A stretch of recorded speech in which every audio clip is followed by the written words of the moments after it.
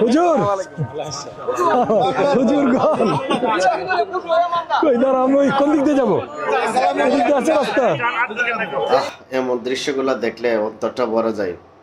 প্রত্যেক জায়গায় যদি এমন প্রার্থী হতো, একজনের সাথে আরেকজন এরকম মিষ্টি মধুর মাখা কথা হইতো, একজনকে আরেকজন মিষ্টি মুখ করাইতো, হিংসা বিদ্বেষ বাদ দিয়ে আমরা তো এই বাংলাদেশে চাই এমন একটি সুন্দর রাজনীতি, এমন সুন্দর আচরণ সবার মধ্যে আল্লাহ তাআলা তৈরি করে দেব, যেন সবাই হিংসা বিদ্বেষ বাদ দিয়ে।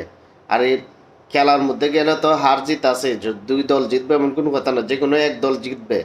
যদি ওনাদের মতন এভাবে মিলেমিশে রাজনীতির সামনের দিকে আগায়, ইনশাল্লাহ বাংলাদেশে কোনো মারামারি কাটাকাটি হানাহানি কিচ্ছু হবে না।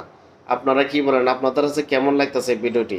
মানে আমার কাছে দেখে মানে আবেগে আমার চোখে এমনি পানি চলে আসছিল, যে এত সুন্দর তাদের ব্যবহার, কি সুন্দর তাদের মানে কুলাকুলি করতেছে, মনাকা করতেছে, মিষ্টি মুখ করাইতেছে। রাজনীতি আমরা এটি চাই, এটাতেই চাইতেছি যে 2026 সাল থেকে নতুন একটা বাংলাদেশ আমরা চাই, যে দেশটা এমন হবে কারোর সাথে কোনো হিংসা বিদ্বেষ থাকবে না। এখন রাজনীতির মাঠের মধ্যে হোক আর যে কোনো মাঠের ময়দানে হোক, সব জায়গায় বৈষম্য বাদ দিয়ে একে অপরের সাথে মিলেমিশে থাকার চেষ্টা করবো ইনশাল্লাহ। ওনার মতো যেন প্রত্যেকটা প্রার্থী জায়গায় জায়গায় এইভাবে একজনকে আরেকজন দেখতেছি এখন, যে এক দল আরেক দলের মারামারি কাটাকাটি এগুলো এখনই লাগাইতেছে। কিন্তু আমার মনে হয় যে প্রকৃত রাজনীতিবিদ যারা, বড় বড় রাজনীতিবিদ যারা, তারা এগুলো করে না। ওই যে সাটি পাটি নেতাগুলো আছে না, এইগুলো একটার ছাড়া আরেকটা দেখতে পারে না কেন?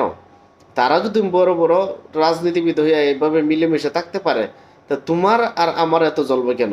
আমরা কি মিলেমিশে থাকতে পারি না? আরে একবার চিন্তা করেন, আজকে আমি মরলে কালকে আপনি আমার জানাজা আসবেন, কালকে আপনি মারা গেলে আমি আপনার জানাজা যেতাম।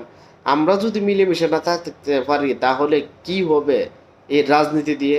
নির্বাচন আসছে, নির্বাচন যাবে, আবার আসবে, কিন্তু আপনার আবার সম্পর্কে তো সবসময় ভালো থাকতে হবে। আল্লাহ তাআলা সবাইকে সঠিক বুঝ দান করুক। ভিডিওটি শেয়ার করবেন, অন্য প্রার্থীগুলো দেখে যেন তাদের কাছ থেকে শিক্ষা নেই, এভাবে রাজনীতি করতে হয়।